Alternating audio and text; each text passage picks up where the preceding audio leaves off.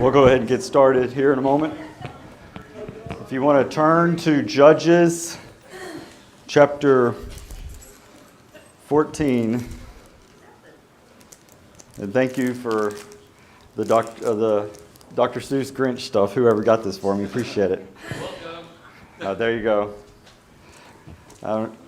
We have a Grinch party for the younger folks at our house every year, and I actually dress up as the Grinch.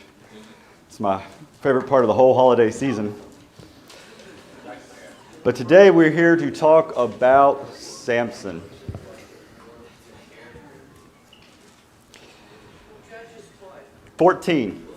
Judges 14. So, to me, Samson is probably my least favorite individual to talk about, not only in this study, but just in general. Okay. I like Joseph because I think about all the things that Joseph went through, and yet he made wise choices. He fled from sexual immorality.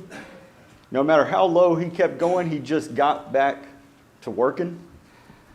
Samson, though, if I'm going to be honest with myself, and I think if most of us guys are going to be honest with ourselves, Samson is who we can easily become as men.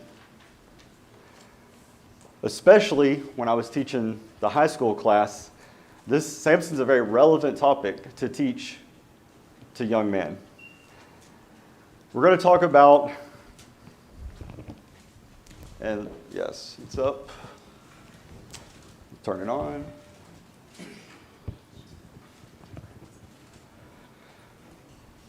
We're going to talk about Samson and how he dishonored his parents.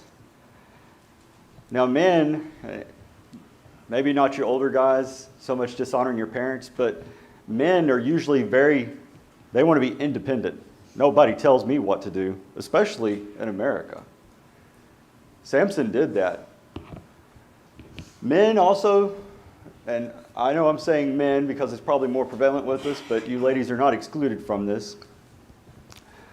Sometimes, as Mr. Bolin would say, as pointed out several times in the class, we don't think the choices and decisions that we're going to make, we don't think them through to the consequences, whether good or bad. We don't think them through to the consequences that are going to occur to those around us. And we see that with Samson. And it's a few minor times that this happens, but it, to me, shows that he just did not think things through very well. We'll actually talk choosing to give in to sexual desires last. I meant to put that last. But man, how bad is sexual desire, or how rampant is sexual desire? Really, sexual desire has always been there, right? So what we see today, it just seems more prevalent because the media is more readily available. Look at the internet. I mean, you even have the ability for people to meet on the internet for the intention of having sexual relations. As men, that sexual desire is there even after we are married. And then choosing to be prideful.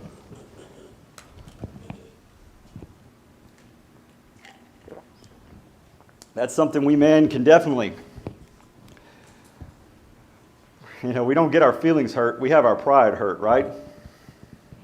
So when I think of Samson, at least for me, I think of how I can be. And that is a scary thing. Samson is a very interesting character because I don't see where he makes good decisions, even at the very end. And this is what's strange, it says, but it was of God on some of these circumstances. And he's even mentioned in Hebrews 11 as one of the members of the Hall of Fame of Faith. But if I were to look at his life and I were to live out his life, I would call myself a failure. So let us jump into the lesson. Let me jump back up first to our purpose. Facilitate a sharing amongst ourselves of how selected Bible characters and we ourselves today consider the choices and decisions we make. Now, I mentioned this just a moment ago, but Samson did have a purpose, right? We're not going to read chapter 13, but if you go back, it's foretold there that he's going to deliver Israel. He's going to be a Nazirite. And so we then get to look through the lens of his life with that perspective. When he goes and he kills the Philistines, when the actions he takes leads to their deaths, it's because God wants it to be that way. And while I appreciate that, I don't think any of us, when we were born, I don't think any of our parents were told by God, this person's going to deliver the country. This person's going to do good for their community through the bad decisions they make. So when we look at Samson, I certainly appreciate that sometimes we can see a guy who goes through and he makes bad decisions, but then at the end, he realizes the error of his ways. But I want us to look at each situation and just say, how do we need to avoid that? How did Samson get to the point where he gave in to sexual desires again and again and again? So let's begin. The first thing, I probably should have renamed this, but again, it's from the perspective of the high schoolers. Choosing to dishonor parents. Judges 14, 1 through 4. Now Samson went down to Timnah and saw a woman in Timnah of the daughters of the Philistines. So he went up and told his father and mother, saying, I have seen a woman in Timnah of the daughters of the Philistines. Now therefore, get her for me as a wife. Then his father and mother said to her, Is there no woman among the daughters of your brethren, of among all my people, that you must go and get a wife from the uncircumcised Philistines? And Samson said to his father, Get her for me, for she pleases me well. But his father and mother did not know that it was of the Lord, that he was seeking an occasion to move against the Philistines. For at that time the Philistines had dominion over Israel. Now y'all know, back in those days, arranged marriages, right?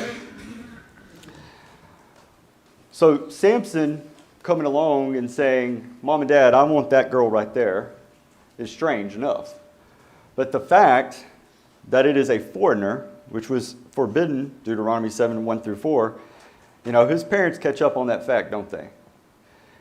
And this is a point we'll make when we get to talking about sexual sin.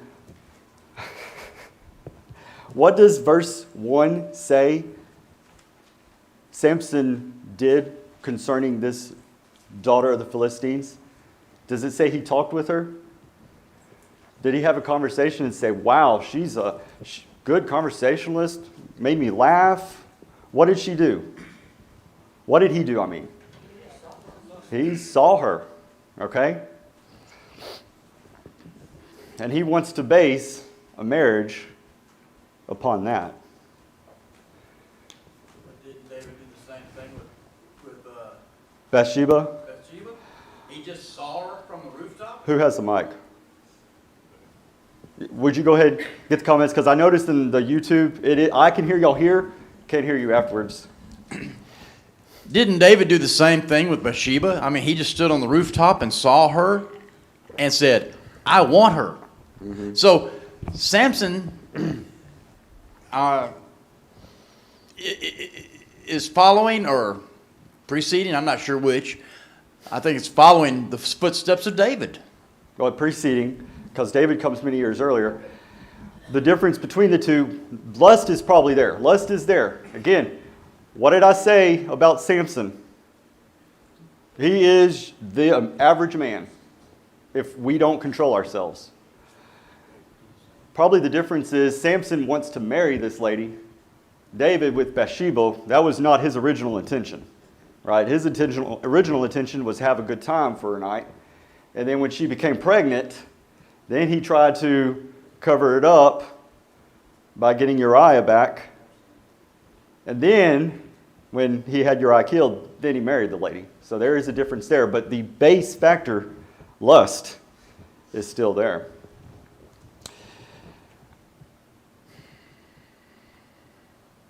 So in this specific instance, we have Samson choosing to dishonor a lot of things, but especially his parents. And again, teaching this to the class, the teenagers, that's a very specific point. Here, I think we can broaden it out, and Heather has a comment, Mark. I think we can broaden it out to who else can we dishonor, as most of us may not have parents anymore, and by the time you're our ages, your parents have, what's that joke? You know, when I was 18, my dad didn't know nothing. When I turned 21, that man sure had learned a whole lot, right? I think as we get older, we've certainly acknowledged what our parents have done for us, and we therefore are more apt to honor them. But Heather, what's your comment? Well, it's sort of related to that. I was going to say there's still plenty of opportunity to honor our parents no matter what age we are, whether they're here or past. If they're here, we're obligated to take care of them and help them as they age and do for them what they did for us when we were younger. If they're past, we still honor their memory to our children and their grandchildren and great-grandchildren on down the line. I'll give it to Katrina now. Choosing to dishonor parents who maybe are not honorable. That's definitely a choice. Definitely something as a Christian that we need to do. Sometimes our parents are not Christians, or they didn't raise us in a way that called for respect. And so that's definitely something that, you know, as a Christian that we have to work on and still honor them as our parent. Yes, ma'am. And Mr. Boland's up next. Back to the lust thing. Excuse me. I was once in a marriage enrichment seminar, and I remember the speaker saying that normally when we meet someone new, a young, new, whatever, we tend to fall in lust before we fall in love. Let's try to remember that point. When we get to the point about sexual desire, we can bring that back up. And then Ms. Boland has a comment. You're talking about talking about parents and younger kids. My dad had this favorite saying, and I'll always remember. He said he didn't understand how such a dumb old man could raise such smart kids. I guess she's talking about me. You know, teenagers think their parents don't know anything. Right. So he would say that. But we're talking about, or you're mentioning the fact of dishonoring his parents. But if you look at verse 4, you know, he not only dishonored his parents, but he dishonored his family, his culture. Mm-hmm. But verse 4 says, this is God's will. This was God's will for him, to dishonor his parents, to dishonor his culture. That God had a plan that included going to the Philistines, who were the rulers of the area at the time. Right. So, like I said earlier, we see that in hindsight. And while I want us to talk about Samson, I want every one of us, and all these characters, I want every one of us to be thinking, what about me? Because it doesn't do you any good to think about this in respect to Samson and say, oh, that doesn't apply to me. I bet I can ask every guy in here if they've had some sexual temptation. And there's not going, every guy, maybe not every guy will raise his hand, but there will not be a guy in this room or lady who has not had sexual temptation. If we talk about Samson and how he dishonored his parents, and we talk about Samson and how he gave in to his sexual temptation, and we don't turn around and say, what can I do? Then we have missed the whole point of Bible study. We have missed the whole point, and we have Lynn after this. I'll get you in a moment, Lynn. We've missed the whole point of how do I make better decisions and choices, right? But Rick does bring something up, and this is, I'm glad we went there. You know, there's more than just dishonoring your parents. You mentioned culture, I think was one thing. You mentioned a religious law. Oh, you may not have mentioned it. I mentioned it earlier, but there was a religious law. So as we go through, and you think about today, tolerance, right? And certainly 60, 70 years ago, there were certain groups that were not tolerated. There were certain things that were allowed to happen. And I'm thinking of racism in particular. But nowadays, you think about how many people buck those cultural, if you will, maybe religious norms, cultural norms, and they're saying it's okay, tolerate my dishonoring of these other groups. Lynn, your comment? I just want to take a moment. You've been talking a great deal about how men are tempted and what each one would say about temptation. And I don't know what the opposite word for misogynistic is, but let's not forget that we have examples, even not just today, but in the Bible. Jezebel, who we're going to see very soon. Potiphar's wife. These were women who were driven to try to use their womanly wiles. So this whole thing is not just a one-way street. That is not to say that we can excuse male behavior when it's inappropriate. That is to say that there are two different sides of this coin at play. Right. Well, even with Samson, the ladies knew how to get him, and we'll talk about those two examples. So let's move on. I do ask, we will talk about the sexual desire piece here in a moment. So even though I bring it up, I want to bring it up as part of the larger points that we're trying to make in the moment. So if you have something related to sexual desire, let's save that to the end so we can have all of that together and all of our thoughts in one place when it comes to sexual desires. We got Morton over here. Oh, hold it. Okay.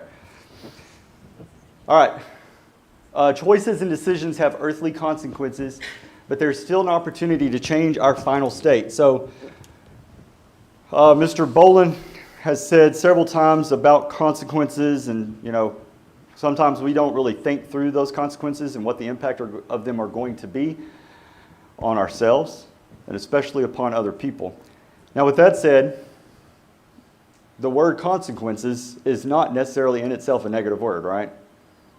There are positive consequences, but I don't know if people just associate con, that prefix, with negativity, like contrast, con man. I don't know, but we today usually look at consequences and we'll say that's a bad thing. Okay, but it can be a good thing. What I'm thinking of is, think about Samson and his choices. In fact, and we will not read it all, in chapter 14, what's one of the stories we always tell the children about Samson and the lion? Now, Samson fights a lion. When he kills that lion, now there's an Old Testament law. Actually, he kills that lion, and then he comes back later with his parents, and he finds honey in that lion. He approaches that dead carcass.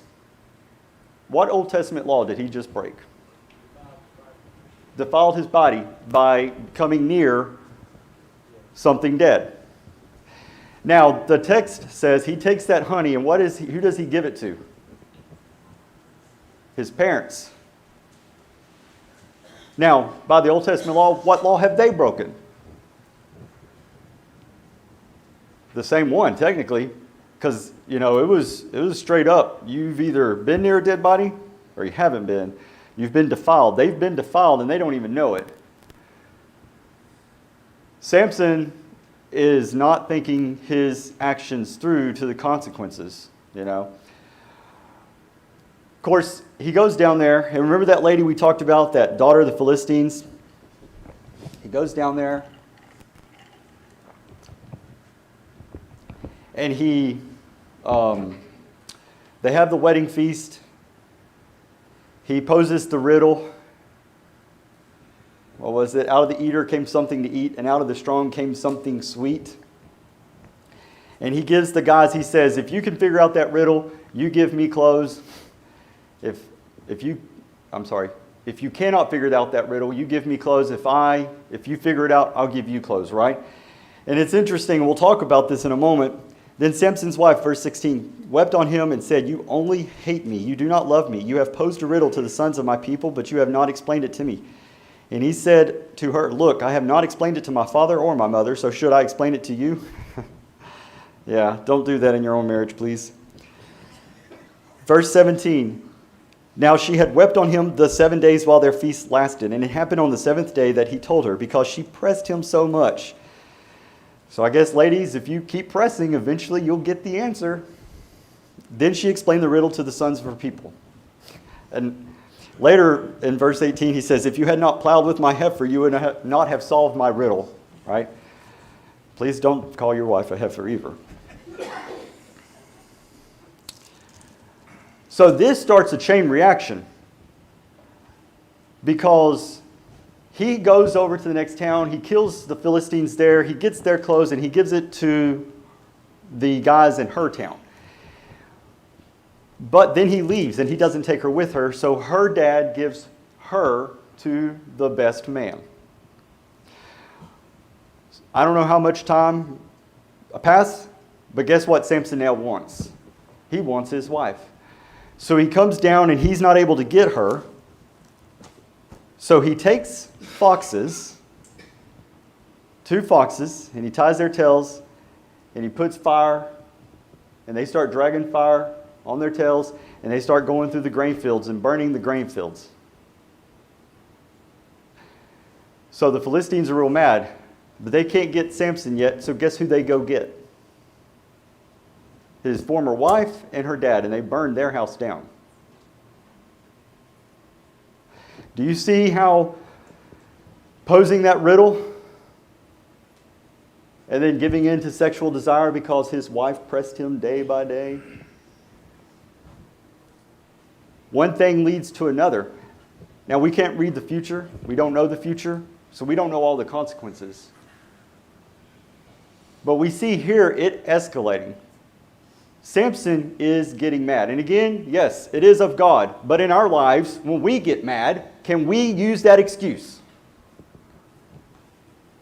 Shake your heads, yes or no. Thank you, Heather.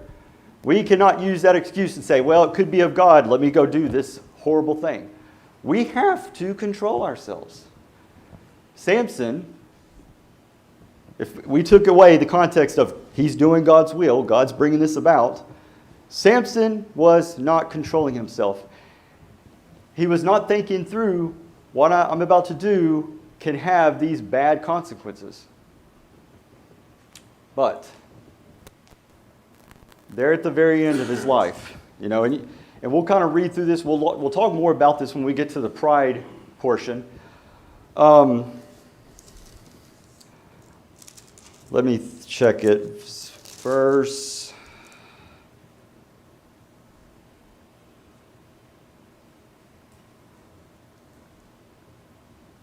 Okay. Chapter 16, verse 17. Then he told Delilah all his heart and said to her, "No razor has ever come upon my head, for I have been a Nazarite to God from my mother's womb. If I am shaven, then my strength will leave me, and I shall become weak and be like any other man." Now, granted, yes, that was a fact. But did his strength come from his hair? His long hair, I should say. It came from God. So even here, he's not acknowledging God. That's his attitude. That's why he's not able to think of his actions and the consequences that they're going to have. But look there at the end of his life. Too far. Verse 28 of chapter 16. Then Samson called to the Lord, saying, "O Lord God, remember me, I pray. Strengthen me, I pray, just this once, O God, that I may with one blow take vengeance on the Philistines for my 2 eyes." And this is a really strange verse. We're going to talk about the second half in our next point. But who does he now acknowledge his strength comes from? In fact, what did it say a few verses beforehand? Let's see. Verse 22, however, the hair of his head began to grow again after it had been shaved. His hair's back, but is he saying, oh, my hair's back, I'm strong again because of my hair? Who does he acknowledge? God. So, even if we make bad earthly choices, and Samson, in my opinion, made every bad choice that a person can make, we still have that opportunity at the end. We should take the opportunity at the end. I mean, Samson clearly saw it. We should still take that opportunity at the end to make it right. And we still have an opportunity to do so. It looks like Paul has a comment. I'm debating if I even want to make this comment or not. So I may just wait and just bring it up later. No, go ahead. Well, thinking about this whole story, and it is a really interesting story, and thinking about in chapter 16, obviously there's a conversation that takes place that we don't know for him to prompt, because we hear about the feast and all of a sudden he asks the riddle. So there's a lot going on that we don't know. But thinking about how he acknowledges that his strength is in the hair, when you think about the Nazirite vow, that was when the contingency is not to shave and all that. So I'm thinking that the statement, my strength is in my hair, is because it's the vow that I have made of a devotion to God. So therefore, if I cut the hair, if the hair is cut, then I have broken the vow with God. You know, kind of that's where my mind kind of has gone with that. And so that's about it, you know. That's a good point, because he does acknowledge, he includes that vow. He says, a Nazirite, I am a Nazirite to God. Of course, there were many other things that the Nazirites were not supposed to do, including touching dead bodies, but he didn't seem to care about that one. All right. Let's move on to our third and fourth points. Choosing to be prideful.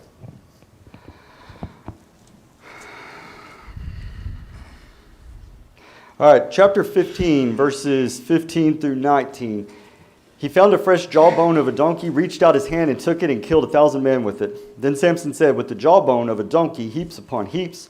With the jawbone of a donkey, I have slain 1,000 men. Who slain 1,000 men? I did, says Samson. Right? Do we really think that he had that? No, he's not giving the victory to God. And so it was when he had finished speaking that he threw the jawbone from his hand and called that place Ramath Leah. Then he became very thirsty, so he cried out to the Lord and said, you have given this great deliverance by the hand of your servant, and now shall I die of thirst and fall into the hands of the uncircumcised? So now he is giving credit to God, but what's he doing in the same breath? Complaining to God. Turn back to chapter 16, verse 28. We talked about the first half of this verse, but I want to kind of focus on the last half now for this point. Of course, the context here, Samson has been taken by the enemy. His eyes have been put out. He can't see. His hair has grown back. So now he has strength, and he has to be put up against the pillars, right? So he's up against the pillars, and here's what he prays. He called to the Lord, saying, O Lord God, remember me, I pray. Strengthen me, I pray, just this once, O God. Okay? He's acknowledging the strength comes from God, that I may with one blow take vengeance on the Philistines for my 2 eyes. Who else was like this in the Bible that we know of? Jesus. And what was Jesus' response while up there like this? Forgive them. Now again, God wants this to happen with Samson because the Philistines are at war with the Israelites. But looking at ourselves, because we have to ask these questions of ourselves, we have to say, if I'm in this position, is it going to be forgiveness or vengeance? And, Samson,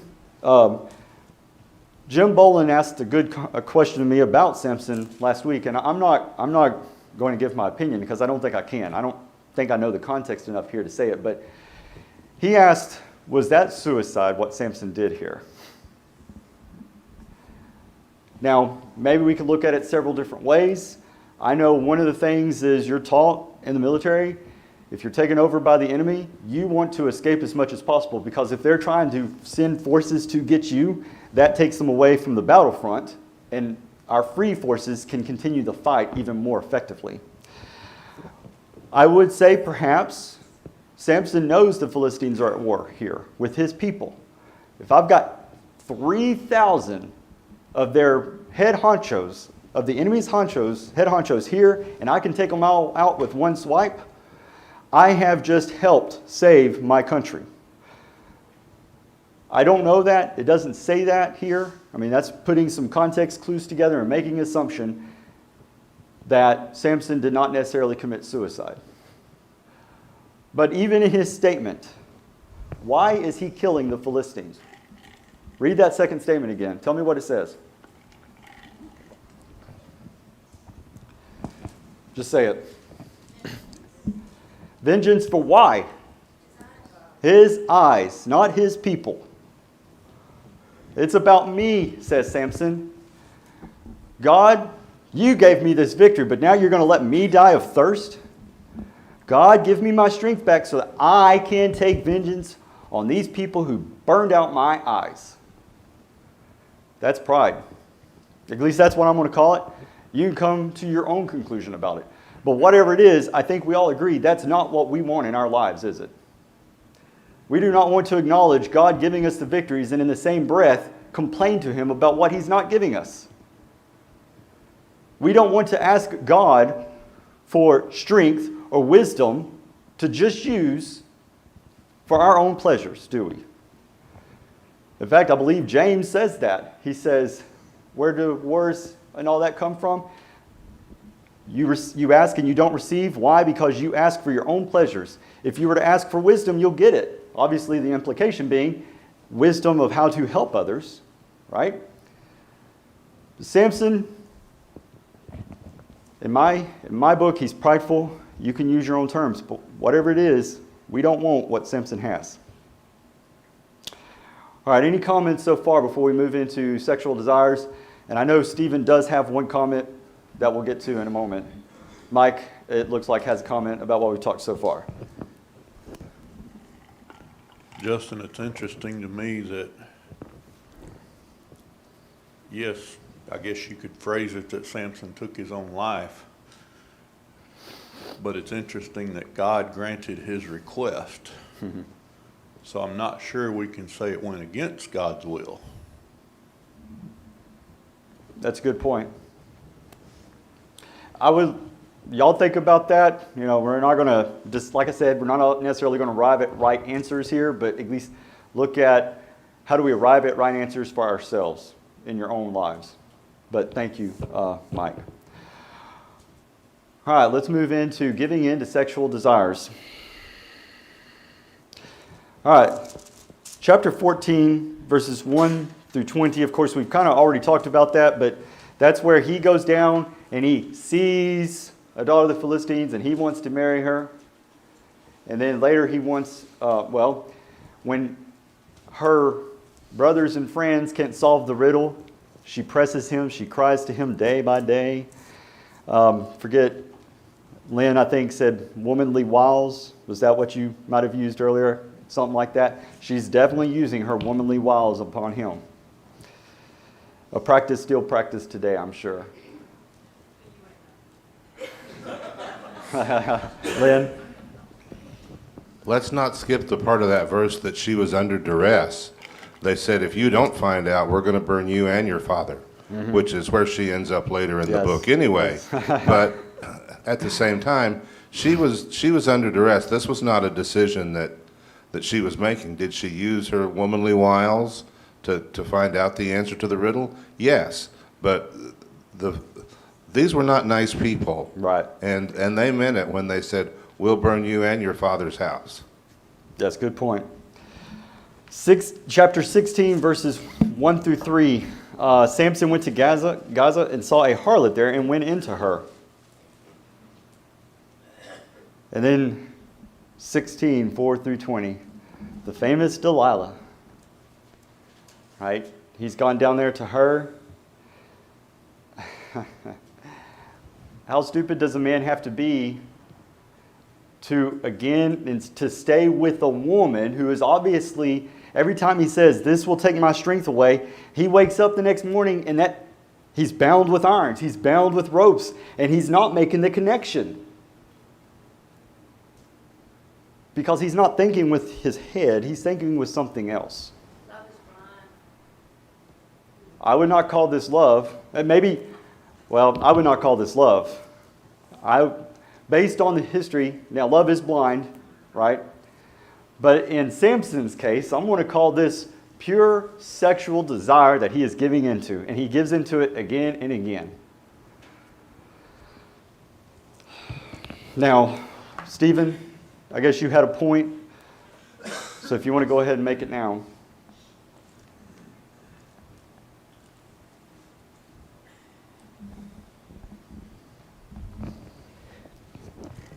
I may have a little bit different perspective on some of Samson's story here, but if we look in Judges chapter 2, we see that God brought the judges to try to separate those against the Israelites and opposed to the religion. But at the very end, he says, I will no longer, in verse 21, chapter 2 of 21, I will no longer drive out before them any of the nations that Joshua left when he died, in order to test Israel by them, whether they will take care to walk in the way of the Lord as their fathers did or not. And so he left those nations there and did not drive them out quickly. So we look at the situation here, and I also want to kind of draw our eyes, I guess, to Matthew chapter 5, when Jesus speaks of lust. Man, and I believe women to an extent, are meant to look upon the opposite sex and be attracted to them. And I do not and never have counted that as lust. I don't think it's wrong. I think it's the way God made us. What is wrong, I believe, is what Jesus speaks of, is when you look at a woman with lustful intent. I think it's a whole different story upon dwelling one's eyes somewhere and saying, she's pretty to look at, versus saying, in your mind, more. So we look at that, and I don't think just seeing a woman and thinking she's pretty is wrong. At the same time, though, is that what Samson did? I don't know. But he definitely looked at this woman and said, I want to marry her. And he said she was pretty. Went on through the story. Yes, Lynn, I think I want to make the point you did, so I appreciate that. She was under duress. And God saw this as an opportunity to connect Samson to the Philistines. But her people, if I'm reading the story correct, from Timnah, his wife, or his first wife, and her people, although Philistines, were also being separated from what we see in context as Philistines.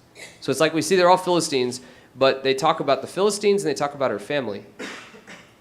And when we look at the way Samson was attracted to her, went down and spoke with her and said, yes, she still is desirable to me. So he did talk with her, I believe there in chapter 15. Some of that may not have been sinful or wrong, right? It may have been that things were okay, except for taking a wife outside of his family, right? That would have been the piece I see in my mind is focusing on. But some of the rest may not have been.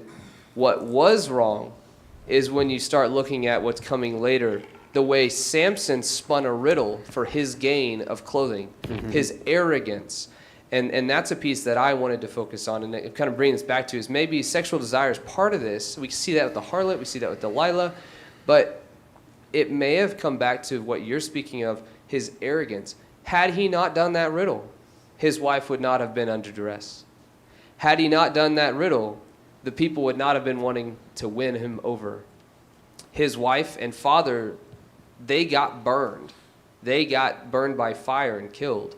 That may not have happened had his arrogance not entered into it. So choosing to be prideful is kind of, I'm linking the two, I guess, a little bit. But I was kind of looking at the story maybe from a different perspective there and saying his arrogance is really the fault. Sexual desire, I don't know how much that enters other than Delilah really influencing him heavily, things like that. But his arrogance is definitely seen throughout. And God, I think, set him up to do what he was supposed to do, as Judges chapter 2 says. It has set Samson up to have a connection to the Philistines, but his arrogance is what is fighting against God. Does that make sense? Mm-hmm. Okay. Yeah, so that's the word, pride, arrogance, and we see that arrogance throughout his life. We see the pride that he has, the fact that he, How many times do we see, if you will, powerful men give in to sexual temptation because they think, look at how I'm a big dog. Jeremy Weinstein, anybody heard him in the news last couple of years? Are all those politicians, who is that one from North Carolina? Edwards. Even look at some past presidents, current presidents. They're very prideful people. And they give in to sexual temptation because they think they can get away with it. Is at least how I would see it, combining your comments back. Did somebody have a comment that I missed over here? Okay. We only have 5 minutes left. You know, part of me almost thought about saying this, and I will say what I thought about saying. How this particular point about sexual desires would be taught to a teenage class would probably be taught a little differently in this class. Generally, most of us in this room have an outlet for our sexual desire. Is it wrong to have sexual desire? Thank goodness it's not.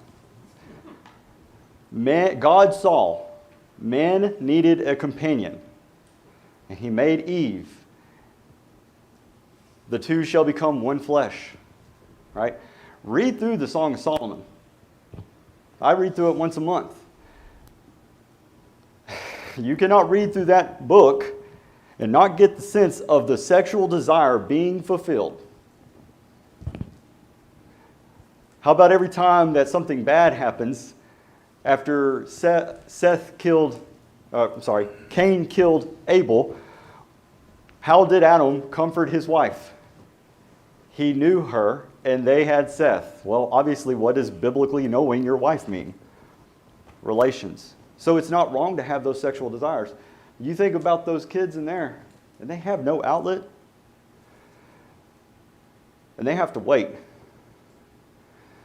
Because I say, before marriage, if you're waiting to fulfill those sexual desires because God says so, it only helps you after marriage, because if you're waiting to fulfill the sexual desires, it's because the wife said so. But it's very difficult for them. But you know what? There could be some people in this room who are not yet married, and they're having to wait to fulfill those sexual desires. Or maybe they're past that point. And even when we're married,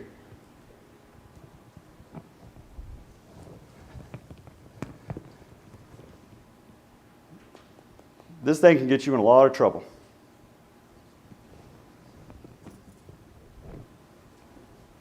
And not even that thing. You know, there are other sexual acts that you don't have to have another person with you. You can even do it up here, right? Is that what Jesus said? Jesus said in Matthew 5, if you commit adultery, and of old, if you commit adultery, you've done a sin. But he says, if you look at a woman and lust in your heart, sexual desire can be right here. It can be a sin. Samson did not learn how to control that. And I hope we as men and women, for those of us who are parents of who will be going, of kids who will one day be there, I hope we can learn how to control it for ourselves. Think about how we can control it for ourselves, and I hope we can teach it to our children as well. All right, we have just a moment left. Any comments on sexual desire as it relates to Samson? All right. Did I see one? Oh, Stephen again. Welcome back, by the way. Thank you.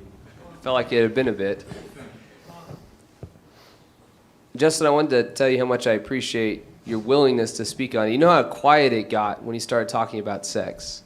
I find it interesting. You know, we can speak on arrogance, we can speak on lying, we can speak on cheating, we can speak on all of these things, but as soon as we enter into sex, things get quiet.